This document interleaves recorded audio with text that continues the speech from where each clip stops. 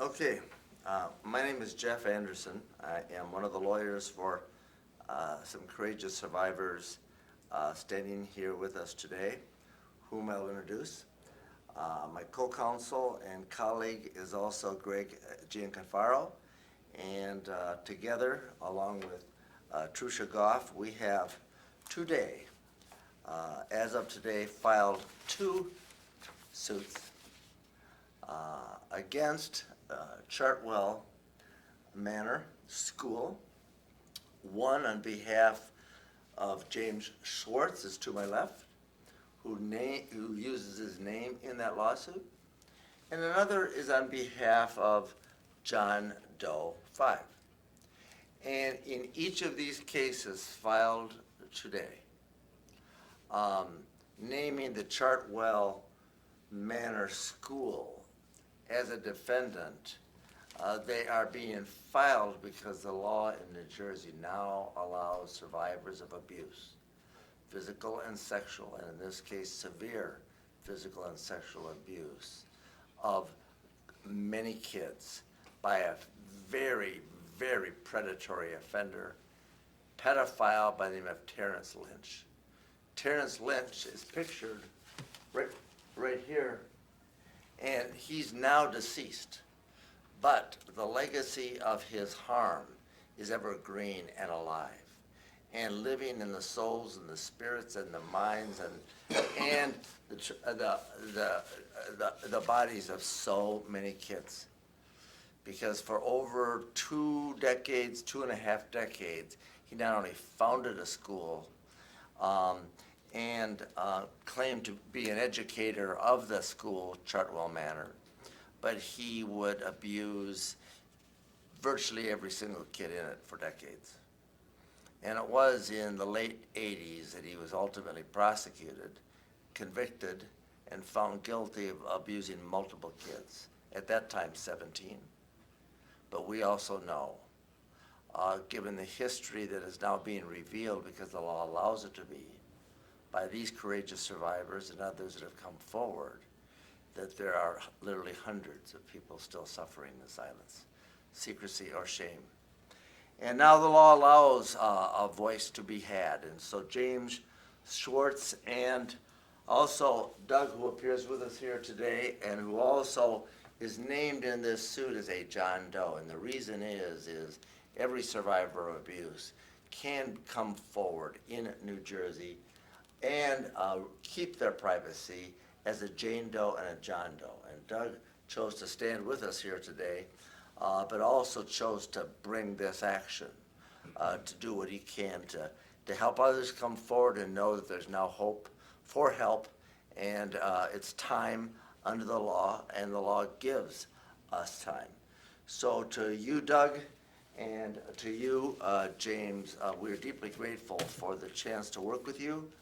And Greg Gianforcaro, you have been working with us for some time now, and now that this law is opened, I'm going to ask you to offer some thoughts. But before I do, James, why don't you just step up, introduce yourself, and tell us what it is you think needs to be said today, given the fact that you brought this suit and you also chose to use your name in it. Okay. Is there a time limit on this? The clock is ticking, man. Well, This my is your meeting's time ringing a for bell. your truth. Morning, everybody. I'm Jimmy, and I am a recovering alcoholic. And when I went to Chartwell, actually it was Somerset Hills, and that's when I started getting abused, when I was about 14. So I'm 63 now, so I had 14 years of sobriety. And that would have been from birth till I went to him. And it was brutal. It was just brutal. It was a horror show from the start. He was just an abusive, sneaky, manipulative man that had no boundaries. I mean, he did things to me and Doug and that would make your flesh crawl if I told you about it. I'm going to tell you about it. He would make us go and take a shower, all the boys, and stand in line all the way down the hall. And there were 4 shower heads. And we had a towel draped over our shoulder, and he would, one by one, he would hold our testicles, and he would squeeze them and make us cough like he was some kind of a doctor. And he would squeeze our nipples a little bit, and he would turn us around and stick his finger up our butt up to this knuckle. And there was only 4 shower heads, so when the 4th one went in, the first one came out. And there were several times where he would smell cigarette smoke on me, and he would squeeze my testicles to the point where my teeth bled. And everybody thought it was so real funny. And during that commotion, my friend Brian stepped out of the line and went to his room and doused himself with Aquavelva, because it would have happened to him too. And I was kind of glad of that. And I mean, it's just, he would beat us with a paddle, an English tetherball paddle. I don't know if anybody knows what that is, but it's got holes drilled into it for no wind resistance. And when he would sexually abuse you, as you've described, he would do the same thing with the other kids who were students there and youth, and everybody would be required to comply to his sexual predation and his physical cruelty. Oh, yeah. Well, he used to climb in, it's like there were, how many kids in a room? 6 to 8? 6 to 8, depends how big. He would, at nighttime, when we were in bed, he would Tell the stories. He would tell these stories, and he would climb into bed with one specific child or another. And I remember when he would do things to them, like either give them a hand job or make them give him a hand job, or, and he would tell these stories. And there was one particular night he got into bed with me, and I was about 15, and I knew what my sexual orientation was, so he put his hands on me, and I jumped out of bed. Don't you ever touch me like that again. And he got out of bed and smacked me so hard across the face I fell down. And you were introduced to alcohol back in those early years, and that's something you've struggled with over the years? And now you found a recovery? I went to AA 2 years ago. I was 61. But from the time I was 14 till the time I was 61, and I never did any kind of recovery before. I just drank every day and drugged every day. I went to work drunk, and I'd go outside and smoke a joint for lunch. And my mom and my sister gave me an ultimatum when I was 61. They said, if you don't go to AA, you're done. You're cut off. You're through. We don't want anything to do with you no more. So I went. And I went out, and I came back, and I went out, and I came back, and I have a collection of chips like that. 330 day, 360 day, 290 day. And this past November 8th, I got my year chip. Well, congratulations on your recovery, and also recovery from alcoholism through the program. And also, this is recovery of power from trauma inflicted on you by a serial predator as an innocent and vulnerable youth, and you were one among many. And as you speak today, James, and share this horror that you had to live as a kid, what is it that you want people to know, and what is it that you want to come of this case that you have now filed, and you're allowed to file in New Jersey under the law that wasn't allowed before? Well, I want people to know, especially if I get a copy of this and I can show it to my meeting. I feel like, in recovery now, I feel like I'm getting a second chance at life. And I'm getting a double whammy on this guy because I put him in prison in the first place. And he was convicted and charged in 1989. You gave a statement that caused him to ultimately be found guilty of 17 counts, was it, Grace? Yes. Yeah. I thought it was more, Yeah. but who cares? And I went to every single parole hearing in Trenton with my parents. And when they told me that they were going to let him go and he was going to be paroled, I said, you're making a big mistake. I'm telling you right now, he's going to do it again. Because he didn't even have a license to teach. And I don't know where he got a license to become not He's just a a headmaster, headmaster, but a drug and alcohol counselor. Alcohol counselor. Oh, yeah? Yeah, and I said he's gonna do it again, and sure enough, he did it again. And I think he was in jail, in county jail, waiting for arraignment when he died. He did it again and again and again and again for years and years and years. He was a monster, And he for was just a decades. fucking monster. We've identified dozens of victims, survivors. We estimate that the numbers are in the hundreds. And that's part of why this is a story that has not been fully revealed and or told. And that's why we're grateful to you, James, for being a part of telling the story that has yet to be fully told. I hope I did good. And revealed. You did great, man. And Doug, you also stand in support. Yes. James, what would you say to the other survivors of Chartwell that are out there that are suffering in secrecy and silence? Well, I know two kids that were my best friends. One's name was Walter and the other one was Brian. And they're both dead. And one of them hung himself because of this. The other one in the paper said he died from lung cancer.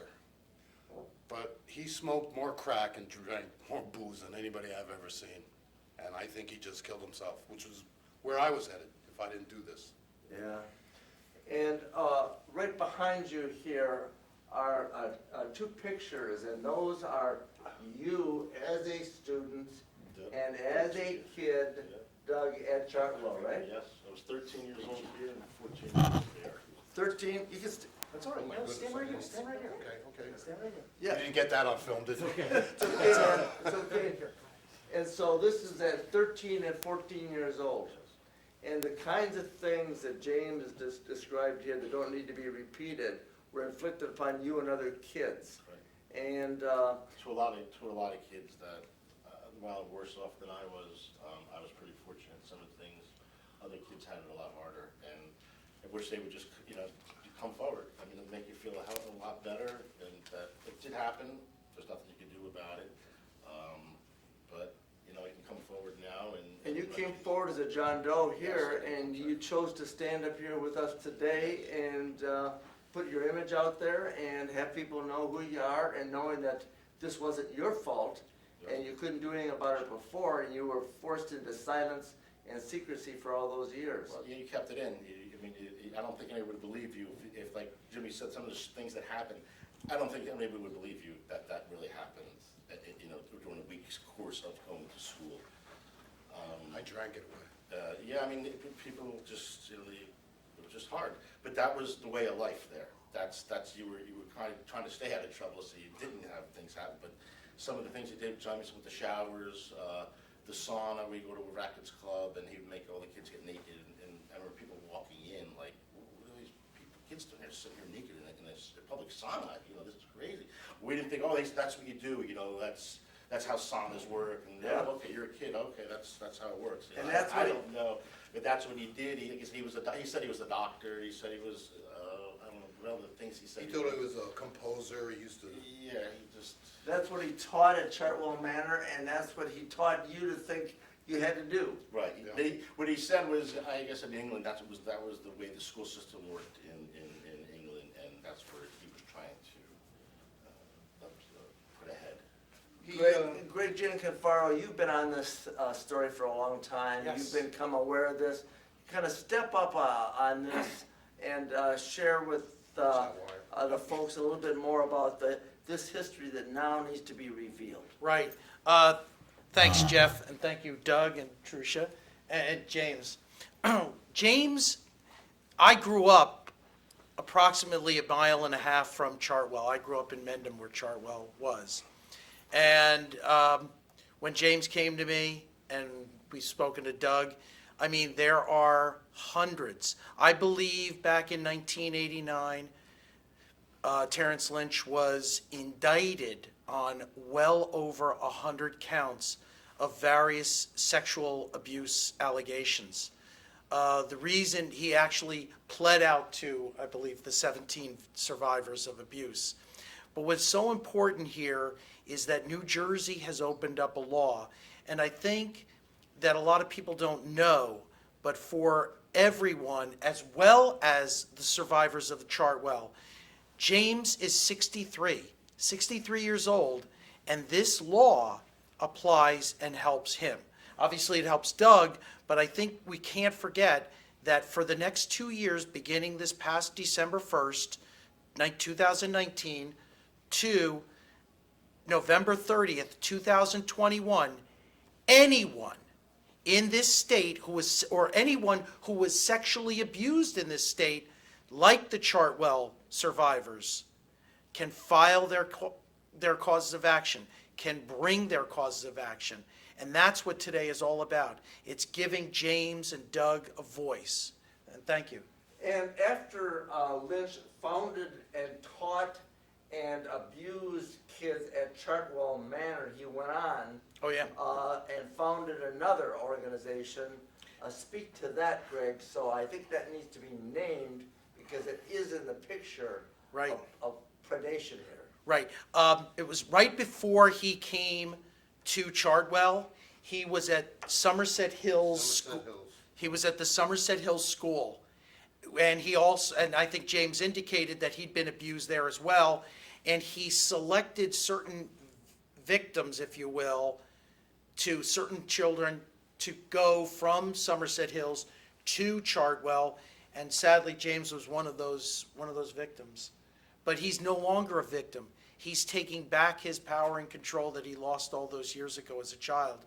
And I think that's what today is all about. So Terrence Lynch, as Jeff, you correctly said, it's not just Chartwell. It's other facilities. It's Somerset Hills. It's Chartwell. It's anywhere that this man walked and taught and abused. And that's why we're here today. And it's important. And that's why we identify both you, James, and you, Doug, here today with your permission as survivor advocates, because you survived the trauma and you're now advocating for your truth and for the protection of other kids. And so on behalf of those kids and those that are suffering in silence and in secrecy and in shame, thinking there's nothing they can do about it, you've stood up for them and said your voice to them to know it's time and they can. So how do you feel about standing up here today? I know you came here nervous. I feel pretty good about it, to be honest with you. I mean, there were a lot of things in Chartwell that I did. I asked for it. It was like a competition between him and me.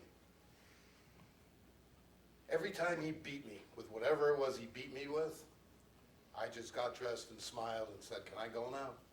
And I never shed a tear for this man, not one. I went back to my room and cried, but not one. Well, thank you on behalf of all the kids that, for whom you speak here today, and making a difference for them and taking back the power in your own life too. Thank you. Thank you, Doug.